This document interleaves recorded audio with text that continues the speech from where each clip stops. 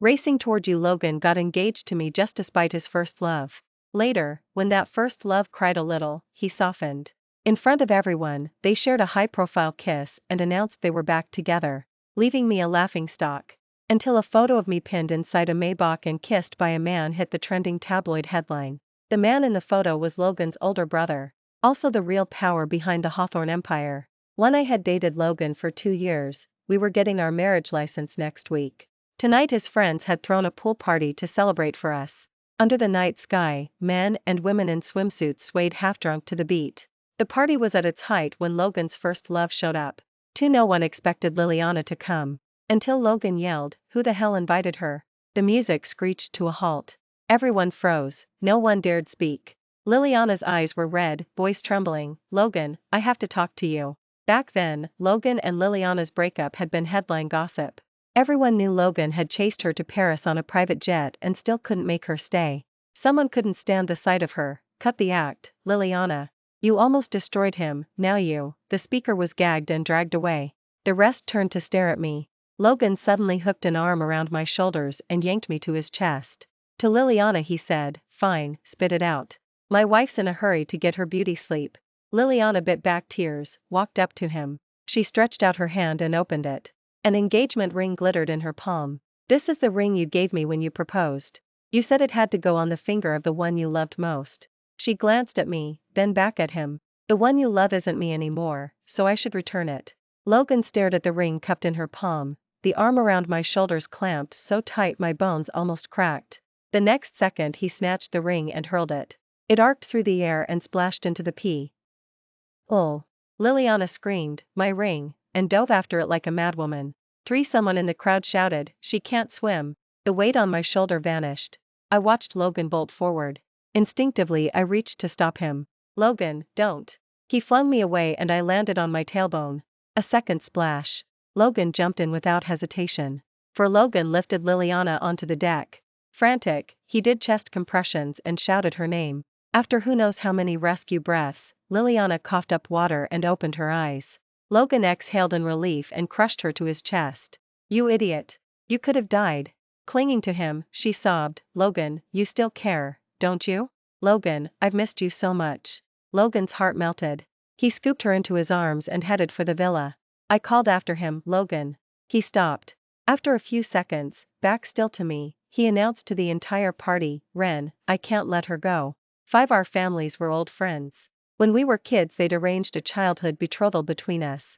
Then Logan fell for Liliana and fought his family tooth and nail. If she hadn't dumped him to chase her dreams, they'd probably be married by now. After the breakup, to spite Liliana, Logan proposed to me. He hadn't loved me at first. Then he crashed his car and almost lost a leg. I urged him on, stayed through rehab, through the months when he wanted to die. On Valentine's Day Logan said he loved me. We started dating for real. He sent flowers and gifts, set off fireworks on my birthday. Once, when someone bullied me, he nearly beat the guy to death. So what? Logan still couldn't quit Liliana. 2 days later Logan rang me. He was silent a long time before he said, "Ren, about the license, can we wait?" I stayed quiet just as long. "No. Logan, I don't want to marry you anymore." Word reached both families within hours. My phone nearly exploded. Dad cursed me bloody and threatened, "If the Hawthorne deal collapses, I'll make you pay." Useless, just like you're late. Mother trash. Mom's been gone 15 years. He still drags her, and me, through the mud. Logan's mom, though, consoled me, "Ren, I know my son upset you. Don't take it to heart, I'll tan his hide for you." She seemed aware of Liliana. Before hanging up she stressed, "Little, relax, the Hawthorns only acknowledge you as daughter-in-law. 7 Logan's a born rebel. His mother can't leash him." So at the Hawthorne anniversary gala he showed up with Liliana on his arm right under my nose. When I drifted away from the crowd, Liliana sought me out. She flashed the ring on her left hand. Logan dredged the pool for hours that night. Lucky, it's back where it belongs. I gazed at the diamonds sparkling under the chandeliers and smiled. Congratulations. Truth was, I'd watched from the villa's second-floor window while he searched. It poured that night. I stood there as long as he searched. When the rain stopped and the ring was found, my heart flatlined. Spotting Logan chatting nearby, she asked, "Sterling, do you believe in destiny?" "I do. You stole 2 years from me, yet you never touched his heart." A tiny trick from me and he crawled right back. I stayed calm. Spit it out, Ray. She eyed the towering champagne pyramid and smirked. Actually, there is a favor. Before she could name it, I shoved her. Flutes crashed in a glittering cascade, soaking her from hair to heels. Liliana gaped at me. I grinned. If I'm going to be accused of pushing you, I might as well enjoy the real thing. Heads turned, gasps rippled. Logan rushed over, draped his tuxedo jacket around her, and barked at me. Ren, have you lost it? I asked him, if I told you Ray asked me to push her, would you believe me? He stared as if I were insane. The scene froze. Until a male voice behind me said, I believe her. 8 guests whispered, why is the crown prince back from abroad? Is he taking over the conglomerate for real? I turned. Julian, in a black suit, was striding toward me, Logan's senior by 6 years. Andy the true heir. A weight settled on my shoulders. Julian draped the black overcoat he'd been carrying over my dress. The AC's frigid in that strapless gown, you'll catch cold. Grateful, I asked, when did you land, Julian? I'd called him that as a kid, the habit stuck. He answered evenly, just now, came straight from the airport. Liliana, propped against Logan again, looked boneless. Julian glanced at her, then told his brother, still planning to humiliate the family? The only person who could check Logan was Julian. Whenever Julian appeared, the air pressure dropped. Honestly, he scared me a little. Logan didn't dare retort. He helped Liliana out while the guests watched them slink away. Julian greeted his parents, then led me outside. A silver Maybach stretch waited in the courtyard drive. From it he pulled a beribboned gift box in blush pink. For you. A half-smile curved his mouth. I accepted the box and opened it, the pair of point shoes I'd coveted overseas but never managed to buy. He asked, like them? Maybe the night wind was sharp, my eyes stung. Hugging the shoes, I nodded hard. Love them. In that steady baritone he added, happy birthday. My heart gave a violent knock. I'd thought no one remembered. Thank you, Julian. He lifted a cigarette from a custom case and lit it. I know everything about Logan and that woman. As his brother, I owe you an apology. I shook my head. He's him, you're you. Separate accounts. Julian exhaled smoke, gray-white haze veiling eyes that revealed nothing under the street lamp. Suddenly he asked, want revenge on Logan? My mouth outran my brain, how? Just then Logan stepped out of the ballroom doors and called, Ren. I half-turned. At the same instant an arm banded my waist. Julian hauled me against him, large palm cupping the nape of my neck, tipping my face to his. Breath mingled. I tasted tobacco on his exhale. His nose brushed mine. Let me show you. The next second he bent and kissed me, hard, possessive. 10. From the corner of my eye I saw Logan sprinting toward us like a madman. Julian gave him no chance, bundling me into the car with the order, drive. In the rearview mirror I watched Logan sprinting after the car. In the end it was Liliana who raced up from farther back and threw her arms around him to stop him. As the car picked up speed, Logan and Liliana's figures shrank smaller and smaller until they vanished around the corner. Julian asked me, feel good? I nodded. Pretty great. But, Julian, I turned to him. You shouldn't have done that. I know you wanted to stick up for me, but if anyone saw it would look bad, they'd think you, like me. Julian suddenly lifted his gaze to me. Orange street light flashed through the window across his handsome face, and for a moment I felt dazed. His voice sounded steady, yet unreadable. Think I what? Uncomfortable under his stare, I began to stammer. Think, you and I have some kind of improper relationship. Improper relationship. Julian repeated each syllable, his brows knitting, a trace of helplessness surfacing in his eyes. 11 Julian drove me home. The instant I stepped inside, my father slapped me across the face, black with fury, catching me completely off guard. He jabbed a finger at my nose and cursed, the sterling name is disgraced because of you. Your fiancé parades another woman in public and you don't even squeak, what use are you to me? I prodded my numbed right cheek with my tongue and laughed coldly. From now on you'd better expect nothing from me. I'll only disappoint you. Father clutched his chest, so angry he could barely breathe. Monica hurried to support him. Oh dear, what rot you're talking. Providing for this family is hard on your father, have some compassion. I didn't spare her. If you pity him so much, let your daughter marry into the Hawthorns. Oh, right. I almost forgot, your darling tried hooking a rich kid last time, ended up knocked up and dumped, had to get an abortion. Her reputation's trash, the Hawthorns wouldn't touch her. Monica's eyes flashed. You little slut, spreading filthy lies. I smiled. Everything I said is true. And you, my mother hadn't even been dead 100 days before you waddled in here pregnant. Couldn't wait, could you? Your daughter got exactly what she deserved. Like mother, like daughter. Father's face turned the color of thunder. Monica lunged to hit me, but the doorbell rang. The housekeeper called, "Young Master Julian is here." 12. The moment Julian stepped in, he felt the suffocating tension. Father forced a grin. "Julian, welcome." Monica simpered. "Have you had dinner, young master?" I stood with my head down, hoping he wouldn't notice the handprint, too embarrassing. After a few polite words, Julian said to me, "Ren, you left something in the car, could you come out and get it?" 13. I followed him outside. At the villa gate, he handed me a pink satin ribboned bag. Your point shoes were on the seat. Afraid he'd think I didn't value his gift, I apologized in a rush. "Sorry, it wasn't on purpose, I forgot them when I got out in a hurry." Instead of answering, he asked, "Does your face still hurt?" Only then did I realize he'd invented the errand to get me alone. I stopped hiding, shook my head and forced a tiny smile. "I'm fine." Julian's expression didn't change, yet he seemed to see everything. "Ren, you don't have to act tough with me. You can trust me. I'll speak to Sterling. Father's businesses have bled money for years. Right now he's desperate to curry favor with the Hawthorns, especially Julian, the heir. If Julian asked him to treat me better, father would leap to obey." Still I refused. "Julian, thank you, but I don't want to drag you into this. I can handle it myself." Julian said quietly, "Ren, I want you to know, you're not a burden, and I'm not afraid of trouble." His tone was mild, yet it made my heart clench. 14. The next morning I was in the studio on time. At month end the company will select one dancer to represent Eastbrook in Paris, on the most glittering stage of all. That spot is my dream. I've fought for it for 3 whole years, I'm taking it. I never expected Liliana to appear out of nowhere. 15. When Madam Director announced Liliana had officially joined and would compete in the audition, my head buzzed.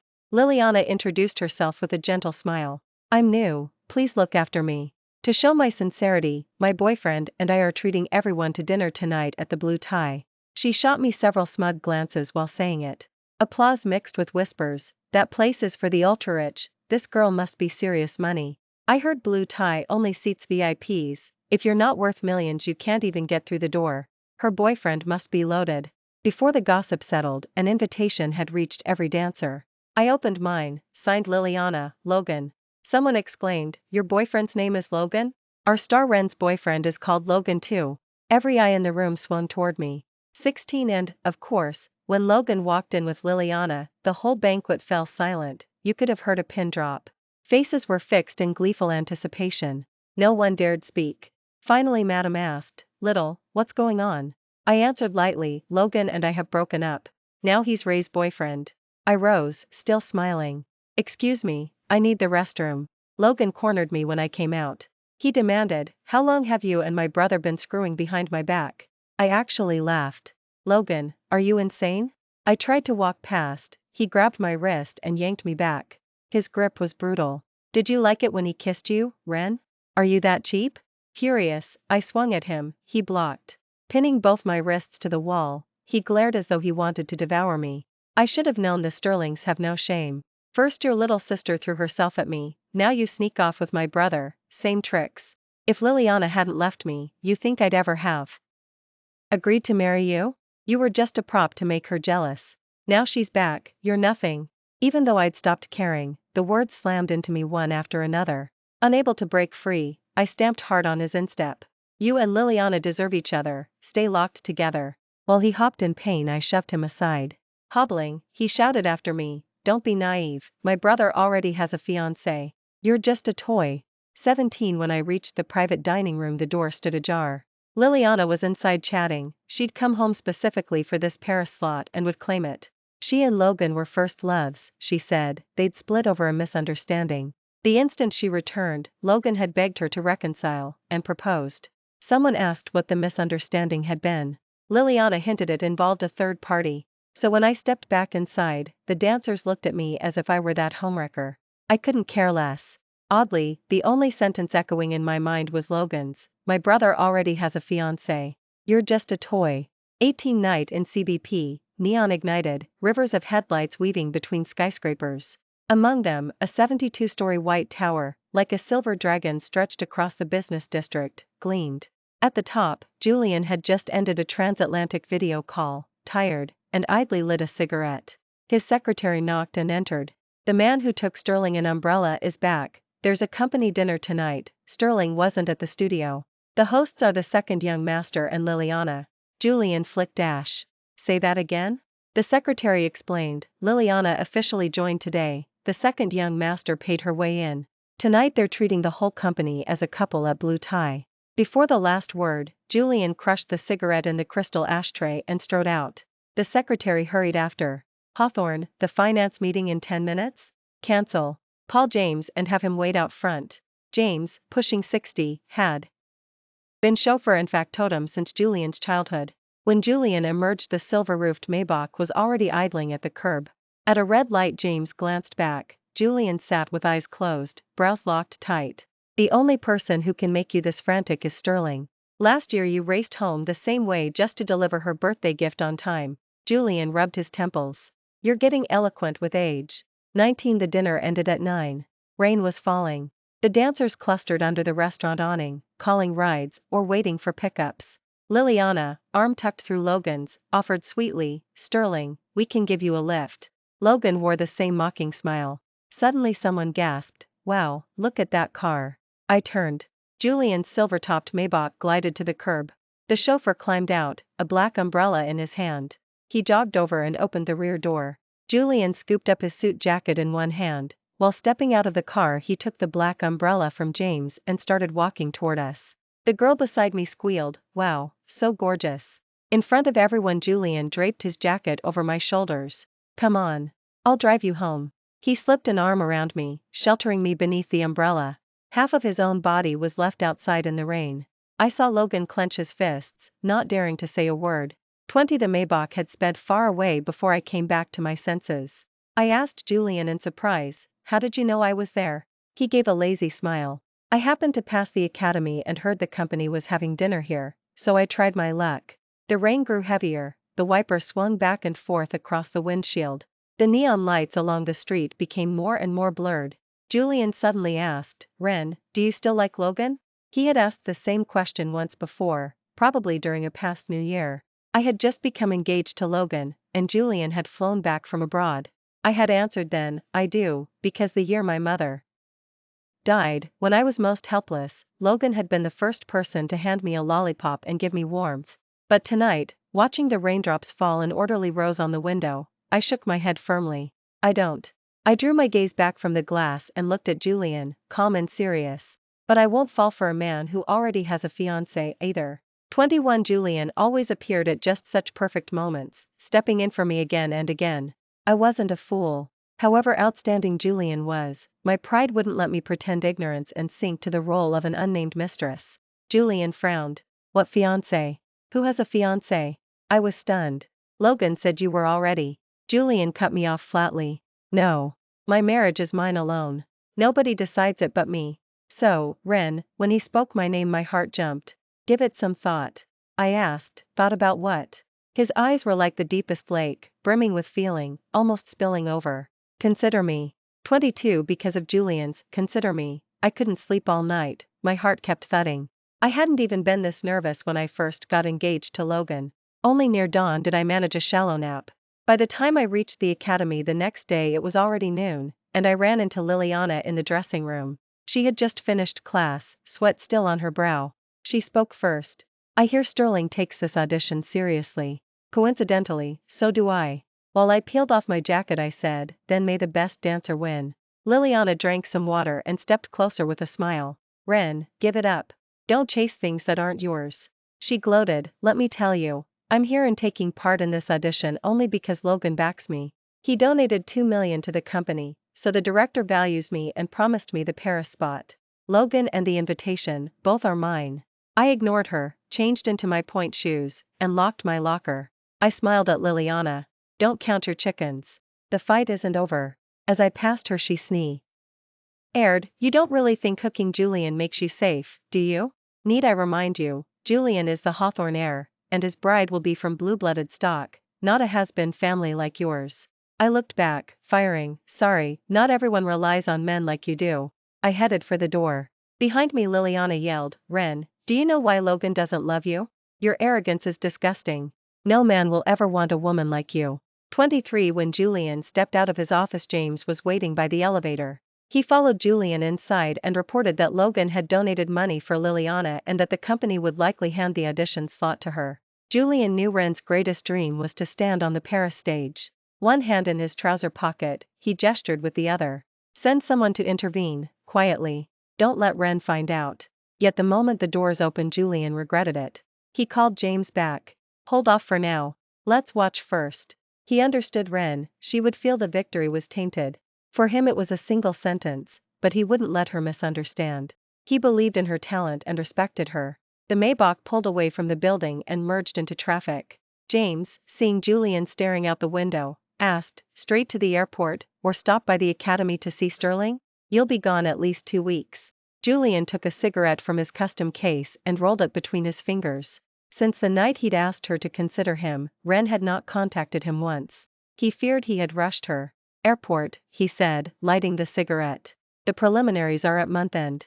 Don't disturb her. Let her train. 24 A week later, Julian finally called.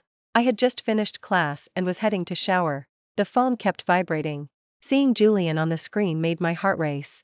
Hello. I kept my voice low, trying to stay calm. On the other end, Julian waved the assistant out of his office, walked to the floor-to-ceiling windows, and put a cigarette between his lips. What's with your Instagram post? Who's ill? He had been swamped all day. A moment ago he had glanced at WhatsApp and seen my plea for an imported drug. He couldn't sit still. What post? I began, then realized. Oh, the medicine request. One of the littles in the company needs it for her dad. I just shared the info. Julian exhaled in relief. Good. He blew out smoke. How's training? 3 days until the prelims, feeling confident? I slid down the studio wall and twisted a bottle cap. Pretty smooth. I think so. How about you? Is the negotiation going well? He'd texted he was abroad. Wrapping up. I dragged out an okay, hugging the bottle to my chest, then ventured, think you'll be back for my performance?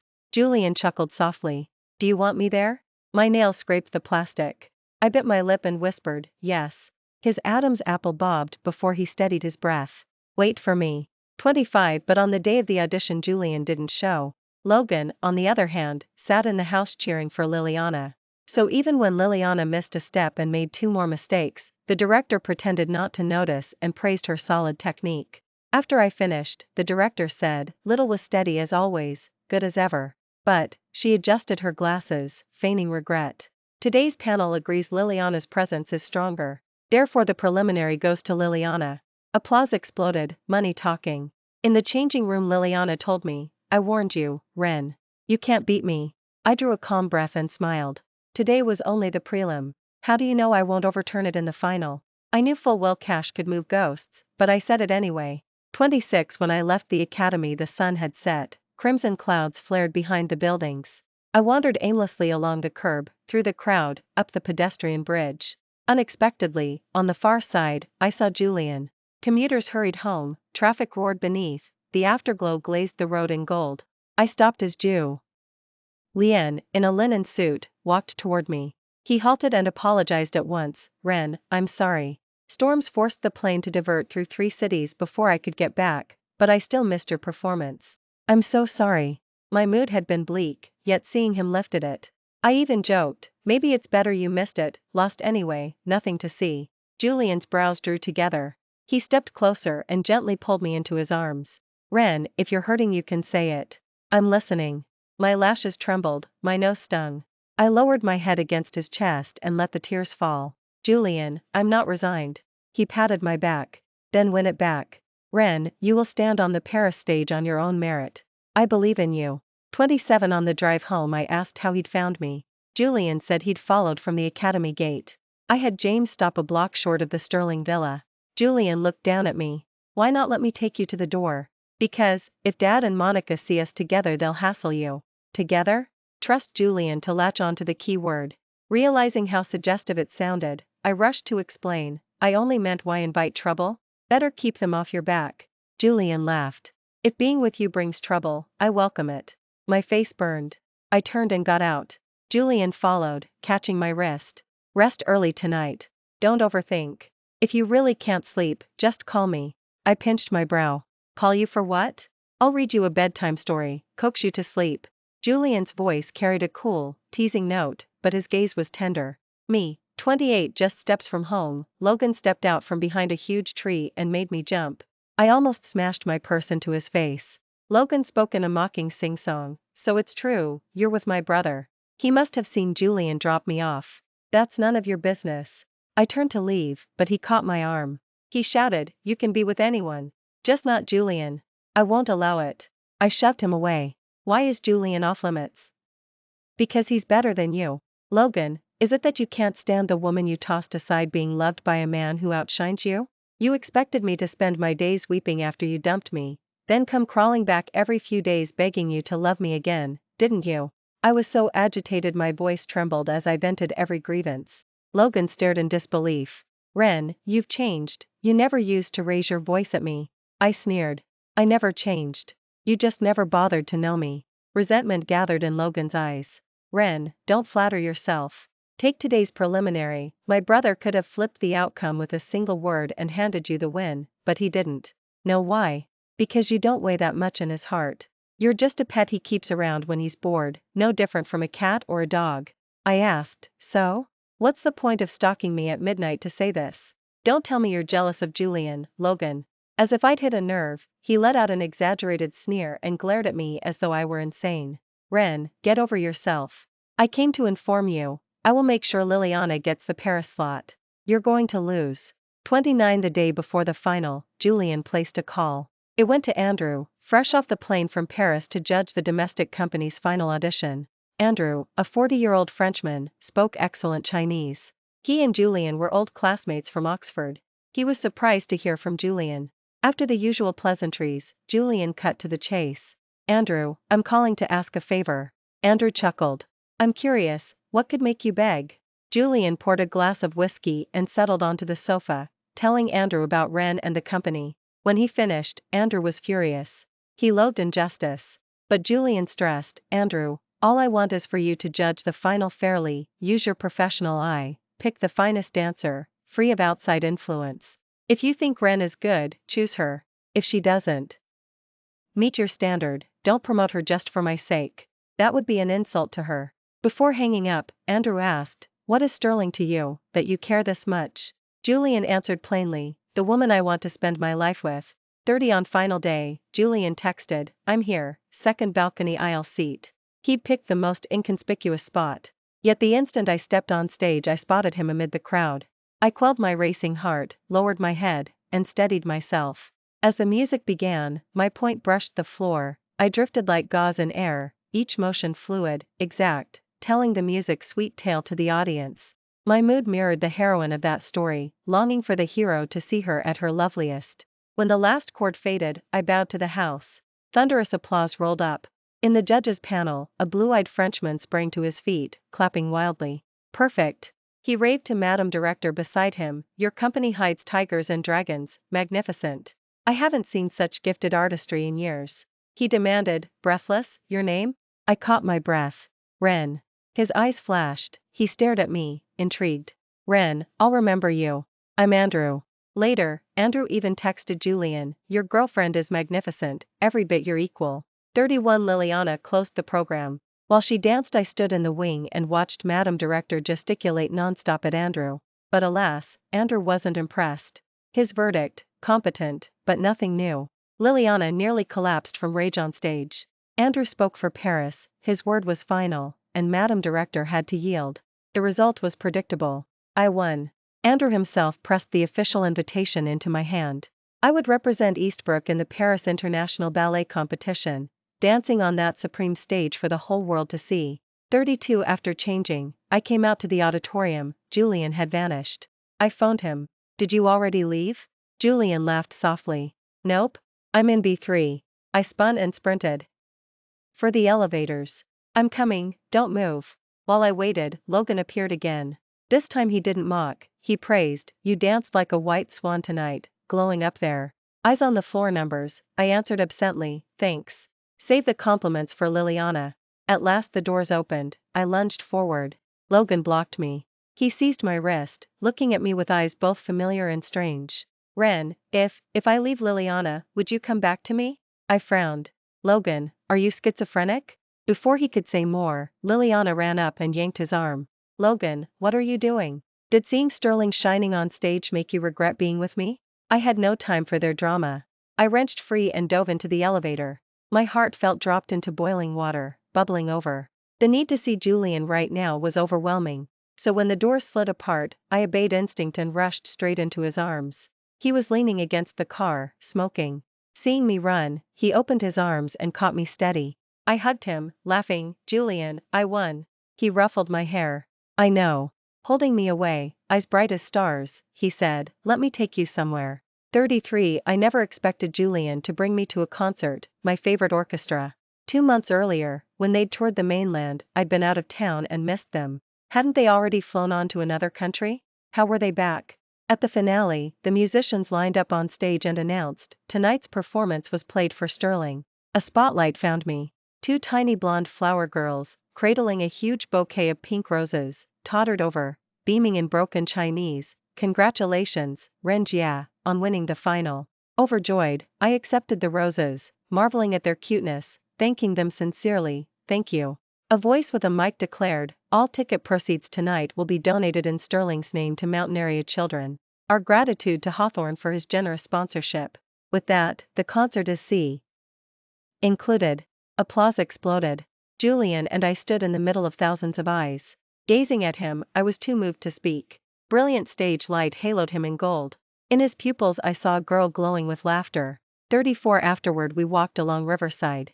Cradling the pink roses, I asked Julian, how did you know I'd win? You arranged this enormous surprise, I'm overwhelmed.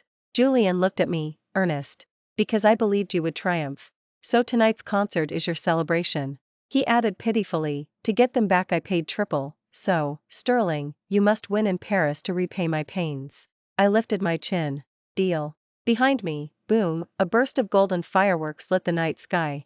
More followed, dazzling. I glanced at the sparks, then at Julian. You set those off? He shrugged innocently. Nope. But if you like, I can arrange some right now. I shook my head quickly. No, waste of money. Julian smiled. Don't save my wallet, I've got too much to spend. 35 A month later, I set foot on the stage in Paris. Backstage, Julian called to soothe me. Don't be nervous, I swear I'll make it before you dance. To make it to my audition, Julian had started trimming his calendar 2 weeks in advance, cramming a month of work into a handful of days. Within 14 days he touched down in 4 countries. He finally landed in Paris an hour ago. Right now he's in a car racing toward the theater. My heart ached for him. Julian, you really don't have to hurry. The audition's streaming live online, you could watch from anywhere. Julian laughed softly. It's not the same. I want to be beside you for the most important moment of your life. Each word was steady. And I'm still waiting for your answer. We had promised that, no matter the outcome tonight, I would give Julian a clear reply when the curtain fell. I squeezed the phone. Julian, before I could finish, a deafening crash blasted through the receiver, metal colliding at full speed. Static screeched after it. Then the line went dead. Julian? A sick premonition clawed at me. I redialed frantically, again and again, no answer. Just as I was nearing hysteria, the TV cut to breaking news. A section of Riverside had snapped, triggering a horrific pileup. Several cars had plunged into the river below, passengers missing, fate unknown. Rescue crews had arrived and were working non-stop, drivers were advised to detour. My knees buckled, I slapped a palm against the wall to stay upright. On screen I saw a tangle of vehicles, one dangling over the fractured edge, seconds from dropping. Suddenly my heart felt shredded. Tears poured down without pause. At that instant a stagehand ran up. Ren, you're next, get ready to take the stage. I moved like a marionette, letting him pull me forward. Then I tore free and sprinted away, deaf to the shouts chasing me. I had to find Julian. 36 The whole ride to the disaster site I kept dialing, still nothing. I begged the driver to go faster. But the accident had locked every road. I abandoned the cab halfway and ran like a madwoman through the crowd. I lost count of how many people I slammed into. How many times I fell and scrambled up again. All I could do was apologize. At last I reached the barrier. Police blocked me. I sobbed, pleading in broken French, let me through, my love is in there. They couldn't understand. They shoved me back, yelling. I stood on the street amid the crush, helpless, tears streaming. Then I heard him call, "Ren." I spun around. Julian stood in the throng, clothes dusty, blood streaking his forehead. His legs seemed injured, he balanced with effort. In that chaos we looked at each other, silent. Around us, people ran, screamed, wailed, sirens and ambulance lights strobed the night. I bolted toward him. Only a few steps. Yet it felt like every ounce of strength I owned. Julian caught me, solid and sure. His arms nearly snapped my waist. I cupped his face, scanning, just a shallow cut on his brow. Relief and pain hit together. I cried harder. He stroked my cheeks, brushing tears away. I lifted my eyes. Neither of us knew who leaned first, only that we couldn't kiss fast enough. Later Julian asked if I regretted abandoning the audition to run to him. I answered without hesitation. Not for a second. Miss the audition this year and I can retry in 3. But if anything happened to Julian, the regret would haunt me forever. Luckily his car had been clipped and flipped, keeping him from the ones that tore through the railing. 37 half a month later, mostly healed, Julian took me home. The instant his parents saw our clasped hands, understanding flashed across their faces. His father said nothing. His mother's eyes brimmed. "Ren, you're finally my daughter-in-law. Quick, let's pick a date before the universe changes its mind." I laughed through tears and shot Julian a help-me glance. He only smiled. "I agree, the sooner the better." 38 3 weeks after we returned, I walked into Eastbrook and resigned. I planned to open my own dance academy and spend the next 3 years training for Paris. Madam Director tried to persuade me. I declined politely. While I packed my locker, Liliana appeared, also clearing out her things. "You win, Ren." I had no desire to spar. I finished gathering my belongings and headed for the door. She blocked me. "Logan and I are over." That did surprise me. I offered a cool barb, "Don't worry, cry a little and he'll soften." "Not this time." A bitter laugh escaped her. "When he was drunk he called out your name." I screamed, I raged. He got tired of it. He admitted it to my face, he regrets everything. Seeing you with Julian tears him up. He blames me for wrecking what you two had, says you were supposed to marry him. None of it mattered anymore. Are you finished? If so, move. Julian's waiting. She staggered aside when I brushed past, then shouted after me, "You must feel so proud, both Hawthorne brothers crazy over you. How magnificent." I paused, glanced back, and smile. Edition. Thank Liliana for that. If you hadn't come back to wreck things with Logan, I'd never have married the better man. Really, Liliana, thank you. 39 James met me at the company gate, taking the storage box from my arms. Once inside the car I thanked him. He grinned. "No need for thanks, Hawthorne to be." "Hawthorne to be?" I looked at Julian beside me, he was practically glowing. "Raise the partition, James." James's smile turned knowing. The screen slid up, sealing the rear cabin. Julian yanked me onto his lap. I straddled him. He tilted his head. I dipped mine. His lips brushed the corner of my mouth, current shot through me, melting every bone. "Ren, I'm in love with you. Have been for the longest time." Before the confession settled, his mouth covered mine. His burning palm pressed my lower back, crushing me closer until breath and heartbeat tangled. Much later the internet exploded when a photo of us kissing in the back of the Maybach hit the trending tabloid headline. Only then did I realize it had been deliberate, his way of announcing to the world that I was his. Epilogue 1. After Liliana and Logan split, she somehow maneuvered him into bed again. She got pregnant and forced Logan into a marriage license, no ceremony. Soon she was caught entangled with another man. Logan walked in and learned the baby wasn't his. Their fight was ugly. At the divorce Liliana bled him for a fortune. Not long after, she rushed into marriage with a wealthy foreigner. Turns out the man was a fraud who burned through her money and beat her until she miscarried and lost the ability to ever carry a child. When she tried to leave, he got drunk and shattered her leg. Liliana will never dance again. Word is her life is miserable. Epilogue 2. Once Julian and I went public, Dad and Monica began fawning over me. I knew exactly what they wanted, so I moved out first. Publicly we remain sterlings. Privately the tie is severed. I will never let them sink their claws into Julian. I'll never forget, the year I turned 8, mere months after Mom died, Dad hurried Monica, already pregnant, down the aisle. I ran away in protest and nearly got snatched by traffickers.